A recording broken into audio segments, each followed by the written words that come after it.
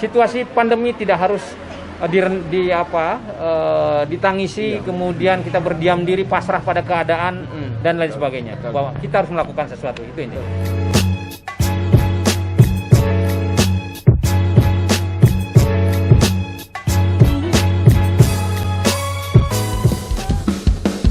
Ingat pesan ibu, pakai maskermu, cuci tangan pakai sabun, jangan sampai tertular. Ingat selalu pesan ibu, jaga jarakmu, hindari kerumunan, jaga keluargamu. Om Swastiastu. Assalamualaikum warahmatullahi wabarakatuh.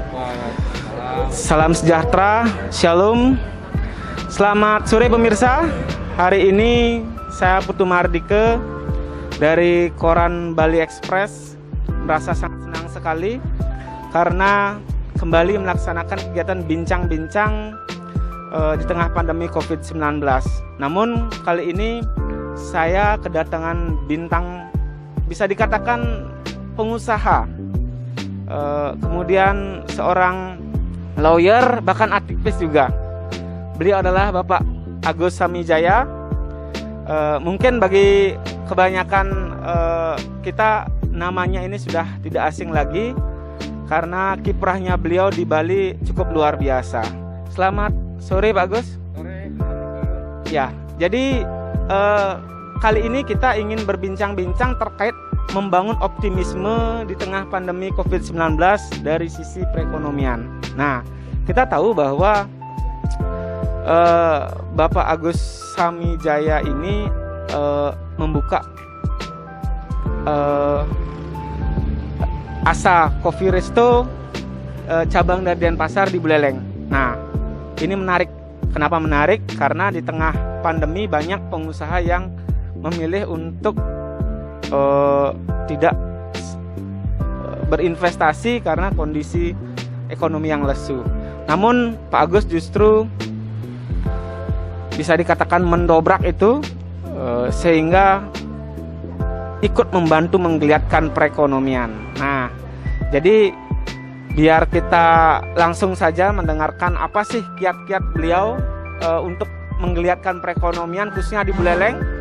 Nah, ayo kita langsung ngobrol sama beliau. Oke. Selamat sore Pak Agus. Sore di Mardike. Oke. Sore semuanya. Pak Agus, mungkin bisa diceritakan bagaimana sih sebenarnya kok bisa tertarik, apa pertimbangannya membuka usaha coffee resto ini di tengah pandemi COVID-19 ini. Nah, mungkin Pak Agus bisa cerita dulu tentang kisah dan pengalamannya sehingga sampai seperti ini. Silakan. Ya, selamat sore semua pemirsa dan pendengar dimanapun berada.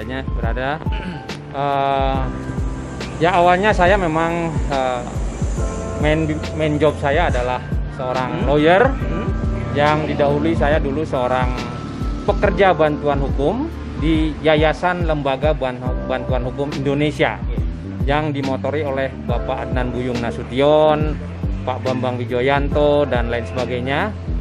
Di tahun 70-an itu didirikan oleh Pak Ali Sadikin juga berkiprah.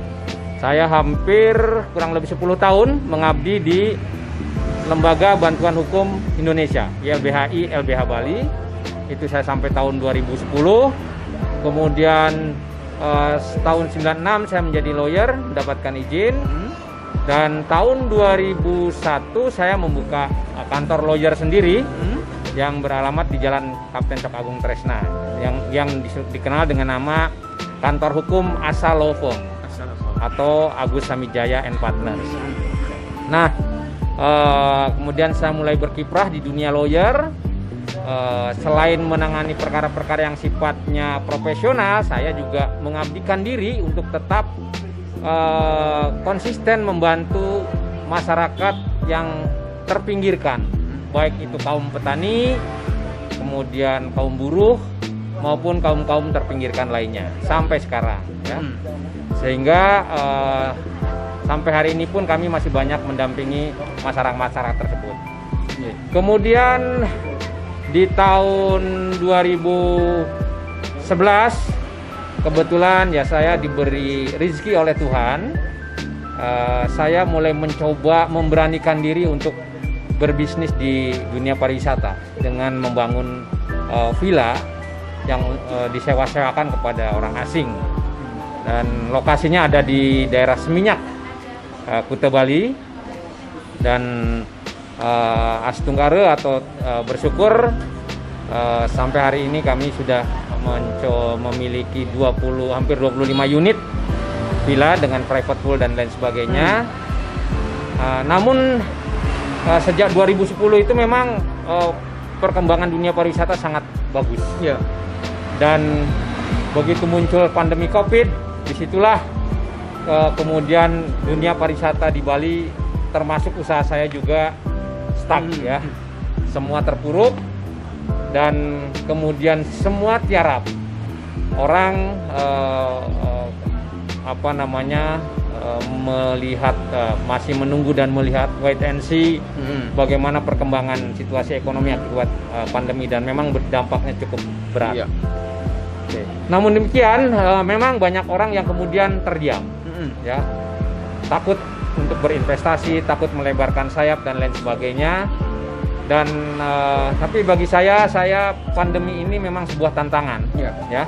Maka di tengah-tengah pandemi kemudian saya membangun usaha di bidang kuliner yang dikenal dengan Asa Kopi Resto. Dan yang pertama didirikan adalah di Denpasar, yaitu di Jalan Kapten Cok Agung Tresna juga, yang sudah berlangsung hampir 1 tahun. Dan kemudian pada saat pandemi ini, di saat orang-orang tidak berani untuk berinvestasi atau bahkan menahan diri, saya justru sebaliknya mencoba untuk keluar dari stigma itu, ya. Kemudian saya mencoba membuka cabang di Singaraja dengan Asa Kopi Resto Singaraja. Dan saya bersyukur ternyata publik Singaraja sangat menyambut dengan baik. Itu terlihat dari bagaimana respon masyarakat Singaraja untuk datang-datang berbondong-bondong datang ke resto dan kafe kami untuk menikmati kopi, kemudian kuliner-kuliner yang ada di kopi kita, di Asa Kopi kita. Padahal Kemudian baru 1 minggu ya Pak Agus ya dibuka ya. belum, Tetapi 1 minggu untuk pun belum. dijual ya? Jadi kita besok baru 1 minggu. Oh iya. Ya. Dan saya lihat tadi malam pun pengunjungnya begitu ramai dan lain sebagainya. Ya mudah-mudahan ini pertanda baik untuk bisa menggeliatkan kembali ekonomi di Singaraja. Nah, yang menjadi pertimbangan Bapak membuka ini kira-kira apa Pak? Dasarnya sekali. Saya punya motivasi bahwa atau punya spirit bahwa di tengah-tengah kesulitan itu maka sebaiknya kita tidak berhenti berkreasi dan berinovasi. Ya. Bagi orang kreatif maka itu bisa jadi sebuah peluang gitu kan. Contoh saja misalnya orang yang berinvestasi bisa bidang perlengkapan COVID ya dan lain sebagainya.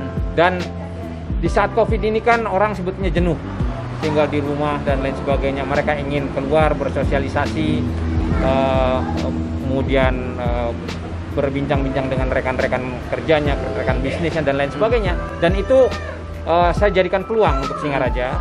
Kebetulan di Singaraja saya belum melihat ada satu tempat ngobrol, tempat sharing, tempat kongko-kongko dengan kopi yang sehat, dengan kopi yang murah, dan bisa menikmati musik dan lain sebagainya dengan harga yang murah meriah, dengan kualitas yang bagus gitu. Sehingga dari situlah saya tertantang untuk memberanikan diri membuka Asa Kopi Resto ini. Jadi sebetulnya salah satu motivasi lain adalah saya mencoba membangun optimisme di tengah pandemi ini. Jadi kita jangan sampai kemudian gara-gara pandemi ini terdiam, tidak melakukan sesuatu apapun dan tidak memberi manfaat buat orang lain. Ya, sehingga itulah salah satu motivasi saya mencoba membuka usaha Kopi Resto di Singaraja. Nah Pak, mungkin apa tidak takut rugi Pak? Nah ini juga pasti pertimbangannya panjang sekali seperti itu Pak. Ya, bisnis itu mungkin 40%-nya spekulasi, 60% itu keberuntungan. Tetapi asal kita memang punya niat dan berjalan dengan keyakinan Ya. bahwa apa yang kita kelola tentunya sudah melalui analisa feasibilities ya, untuk mendirikan usaha ini kira-kira prospeknya bagaimana. Jadi bagi saya yang penting kita mencoba, Ya. Betul. tidak takut dalam melakukan investasi atau berusaha di tengah pandemi. Karena sebetulnya prinsip bagi saya ketakutan itu adalah kegagalan sebetulnya. Karena kita tidak pernah mencoba kalau takut. Ya. Ya, betul. Dan sebuah usaha yang penting itu ditekuni secara serius, fokus, digeluti dan lain sebagainya.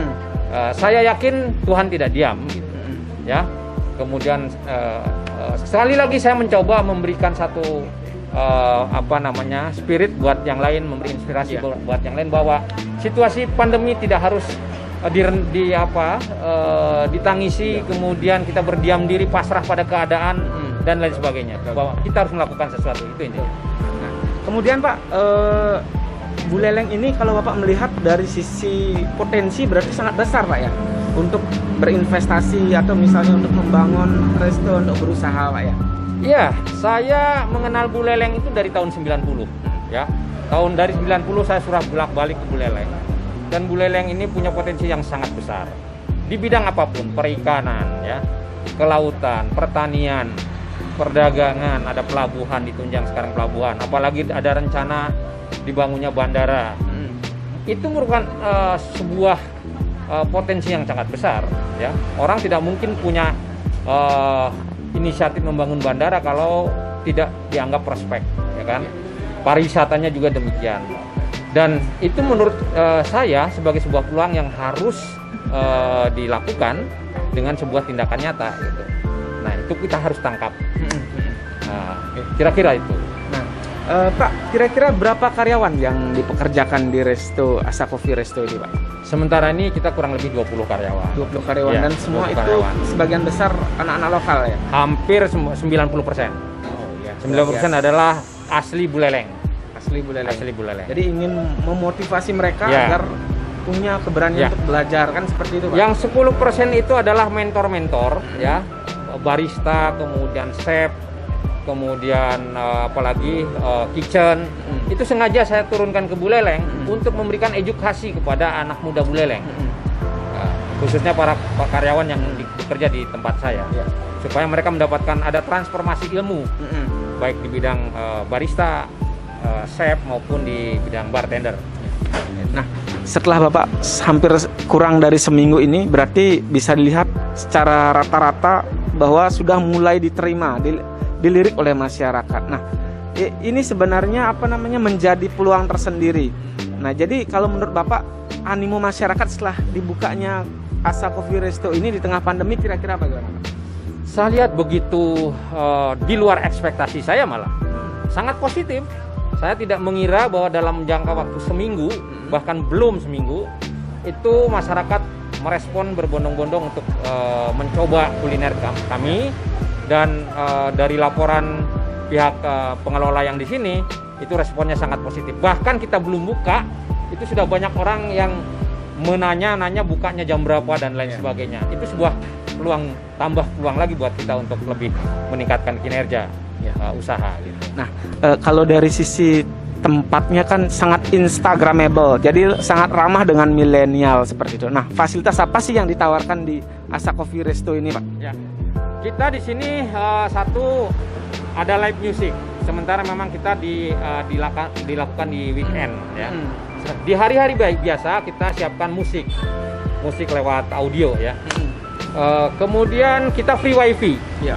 Jadi silahkan kaum mahasiswa, pelajar, pegawai yang barangkali ingin mengerjakan tugas, pekerjaan sambil ngopi dengan wifi yang free, datanglah ke Asa Coffee. Kita juga menyiapkan charger untuk handphone secara gratis. Ya, selain juga pelayanan yang ramah, kemudian anaknya juga cantik-cantik ya. Gagah-gagah juga buat yang cowok kan gitu. Nah, jadi kita tawarkan itu sesuatu yang beda, yang mungkin selama ini belum muncul di Buleleng ya, karena kita mencoba dengan sesuatu yang berbeda lah begitu. Nah, tentu dengan dibukanya Sakopi Resto ini ikut membantu mempromosikan kopi lokal, Pak ya. Ya. Nah, sampai saat ini kopi dari mana saja yang diambil dari Sakopi Resto, Ya. Pak? Dari mulai saya sejak buka Kopi Resto, baik yang di Denpasar maupun yang di Singaraja, kita selalu memprioritaskan kopi lokal. Baik itu kopi dari Banyuatis, dari Pupuan, dari Kintamani, ya. Selebihnya kita juga menggunakan pelengkap dari kopi-kopi dari berbagai daerah. Tapi yang utama adalah kopi lokal Bali. Iya. Gitu. Nah, Pak, ini kan karena situasi pandemi, jadi proses penerapan protokol kesehatan bagi pengunjung itu seperti apa sih, Pak? Oh, kami sangat ketat ya. Jadi kita termasuk yang di Denpasar juga itu 3M wajib ya. Pakai masker, jaga jarak, sama mencuci tangan ya. Kita siapin semua fasilitasnya. Hand sanitizer kita sebar di setiap meja nanti ya. Kemudian tempat cuci tangan dan lain sebagainya. Jadi kita memang menerapkan protokol kesehatan yang benar-benar ketat. Jadi intinya tetap waspada, tidak perlu khawatir berlebihan, tetapi tetap waspada, kan seperti itu, Pak ya. Betul. Sehingga kegiatan apapun yang dilaksanakan tetap bisa berjalan sesuai dengan keinginan, tetapi tetap waspada. Betul. Nah, kemudian Pak, kalau Bapak melihat para pengusaha di Bali ya, karena Bapak kan tinggalnya bisa dikatakan di Denpasar, di Bali. Jadi kalau Bapak melihat mereka itu sikapnya seperti apa sih melihat pandemi ini? Banyak yang ikut turun tangan membantu, atau memang mereka lebih memilih berdiam diri, misalnya khawatir nanti ekspektasinya jauh dari ekspektasi, takut rugi seperti itu. Bagaimana kalau secara umum Bapak melihat? Ya memang tidak bisa dipungkiri ya, secara umum para pengusaha khususnya di bidang pariwisata ini di masa pandemi ini lebih banyak yang memilih wait and see, menunggu dan diam dulu gitu kan. Mereka mungkin punya pertimbangan tersendiri kenapa tidak melakukan ekspansi investasi dan lain sebagainya.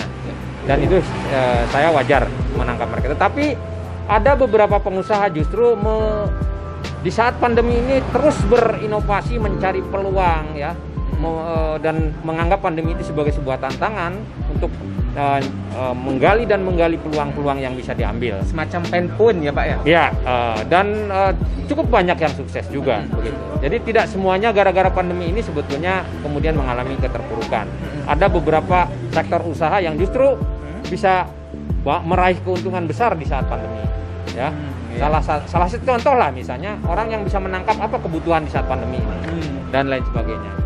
Nah, bisa mencari dan menggali peluang tersebut. Nah, Pak, mungkin ada pesan nggak untuk pengusaha? Apa yang mesti mereka lakukan agar ikut membantu meringankan pemerintah dalam pandemi ini? Ya, saya sih berharap bahwa di saat pandemi ini kepada para pengusaha juga tidak kemudian meratapi situasi ini, tetap semangat ya, tetap berjuang untuk bangkit, tetap bekerja keras dan terus-menerus mencari peluang agar kita bisa bangkit, bisa memberikan satu manfaat buat orang lain ya, membuka usaha dan merekrut tenaga kerja, serta ya bersinergi dengan pemerintah untuk selalu menjaga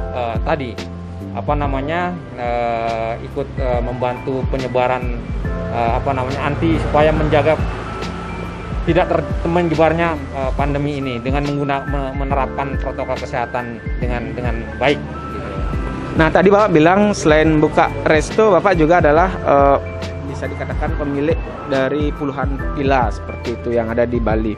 Nah, Pak, selama pandemi ini apa yang Bapak lakukan agar ke depan ketika bisa dikatakan pandemi ini sudah usai sehingga tamu-tamu itu datang kembali. Nah, dalam masa jeda ini apa yang dilakukan oleh pengelola villa jadi sehingga bisa dikatakan ke depan itu tetap nanti usahanya tetap bisa berjalan. Ya, harapan saya di saat pandemi ini justru dijadikan momentum melakukan persiapan ya dan lain sebagainya, menata kembali hal-hal yang mungkin pada saat sebelum pandemi kurang. Kedua, tetap membangun komunikasi dengan karyawan, karena karyawan itu aset kita. Jadi di saat seperti ini, mari kita juga punya empati ke karyawan untuk menerapkan loyalitas lah sebagai pimpinan perusahaan kepada karyawan. Ya, kita tidak boleh hanya menuntut karyawan itu loyal pada kita, tapi kita juga loyal pada mereka. Mereka aset kita aset mereka. Kalau komunikasi itu terbangun, ya, sinergi itu terbangun, saya pikir tidak ada hal yang harus dipertentangkan antara pengusaha dengan karyawan, ya. Dan apapun kita tidak bisa bekerja sendiri tanpa mereka. Gitu. Betul sekali. Nah, kedua ya justru itulah secara bersama-sama mempersiapkan pada saatnya, karena biasanya setelah lockdown itu booming terjadi, itu menurut analisa pasar, gitu kan. Beberapa pengamat mengatakan seperti itu, sehingga tetap kita bersabar, terus bekerja keras, semangat, ya, dan selalu mencari peluang dan peluang untuk menjelang masa setelah pandemi. Nah, Bapak kan juga adalah seorang lawyer, Pak.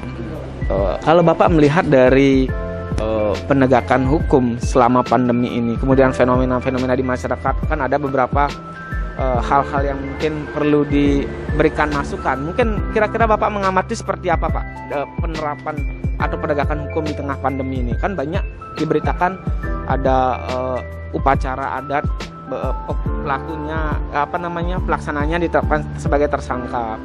Kemudian ada judi tajen yang dibubarkan. Nah, kalau fenomena-fenomena seperti itu Bapak melihat bagaimana, Pak, dari sisi kacamata hukum? Mungkin ini perlu juga diketahui oleh masyarakat.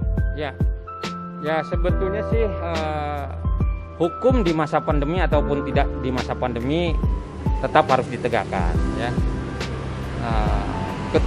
Kemudian bagaimana pada saat pandemi? Prinsipnya sederhana sebetulnya. Sepanjang protokol kesehatannya diterapkan secara baik, secara ketat, ya, dan lain sebagainya, saya pikir aktivitas masyarakat tetap berjalan, ya. Sebab sangat dilematis ketika aktivitas masyarakat ditutup secara total, sementara ekonomi juga menjadi stag, dan masyarakat juga akhirnya terpurukkan secara ekonomi. Itu juga saling terkait. Jadi prinsipnya bagaimana ekonomi bisa berjalan, tapi protokol kesehatan juga ditaati secara sempurna, sehingga dua-duanya bisa berjalan, kan begitu. Mengenai kegiatan-kegiatan adat dan lain sebagainya, kalau saya melihatnya ya itu tadi, sepanjang protokol kesehatannya benar-benar dilakukan, kedua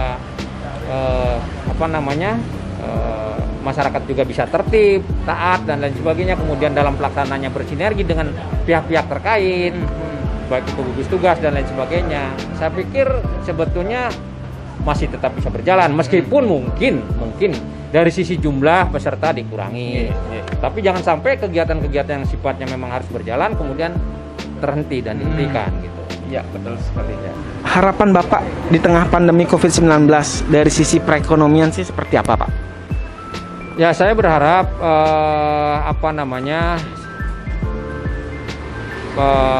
saat pandemi ini juga pemerintah ikut campur tangan dalam menggairahkan ekonomi masyarakat, khususnya UMKM, ya. Itu diharapkan supaya bagaimana pemerintah juga bisa aware, membangkitkan kembali, memberikan semangat pada masyarakat agar tetap berusaha melakukan aktivitas ekonomi, kemudian dibimbing dan lain sebagainya, ya. Sehingga intinya bagaimana perekonomian masyarakat ini bisa berjalan kembali dan lain sebagainya. Nah, setelah pandemi ya kita berharap bahwa pasca pandemi ini ekonomi kita khususnya di Bali di bidang dunia usaha pariwisata ini kan efeknya banyak. Ada hampir di Bali ini kan semua bergantung pada pariwisata, itu bisa segera pulih dan bangkit. Tentu juga atas peran serta kita semua, ya. Atas peran semua, sehingga bagaimana masyarakat dunia maupun masyarakat di daerah lain percaya bahwa Bali aman. Bali tidak seperti yang mereka bayangkan, semua aktivitas di Bali normal dan lain sebagainya. Nah, Pak, satu lagi yang terakhir, mungkin bisa memberikan kampanye 3M, Pak, kepada masyarakat agar tetap menggunakan masker, kemudian mencuci tangan dan menjaga jarak selama pandemi ini sehingga penyebaran bisa ditekan, Pak. Mungkin ajarkan kepada masyarakat. Ya. Baik ya, saya juga sebetulnya kebetulan saya adalah sekretaris dari Pokdar Kamtibmas Bayangkara daerah Bali yang bersinergi dengan Polda Bali dalam mengkampanyekan 3M ini. Jadi kepada seluruh masyarakat Bali, saya menghimbau mari kita terapkan protokol kesehatan ya. Paling tidak itu 3 kita terapkan. Mencuci tangan, menjaga jarak, menggunakan masker itu sudah hal yang mutlak harus dilakukan ya. Selebihnya kalau lebih dari itu silahkan ya. Tetapi yang 3 itu menggunakan masker, mencuci tangan, menjaga jarak, itu adalah mutlak harus diterapkan. Jadi intinya sisi kesehatan dan ekonomi harus berjalan seimbang. Berjalan paralel ya. Jadi begitu kira-kira. Baik, terima kasih banyak Bapak Agus atas waktu dan kesempatannya yang cukup berbahagia ini. Jadi pemirsa, demikianlah bincang-bincang singkat kami dengan Bapak Agus Samijaya selaku owner dari Asa Coffee Resto. Jadi pesan-pesan beliau adalah agar tetap optimis dalam berusaha, kemudian tetap waspada, ingat menggunakan masker, mencuci tangan, dan menjaga jarak selama pandemi sehingga penyebaran COVID-19 bisa dihentikan atau bisa diputus seperti itu. Jadi luar biasa sekali Bapak. Semoga usahanya lancar dan sukses selalu. Dan tetap membantu menciptakan lapangan kerja bagi masyarakat sehingga selalu memutar rantai perekonomian khususnya di Buleleng. Baik, akhir kata saya tutup dengan Parama Santi. Om Santi Santi Santi. Ingat pesan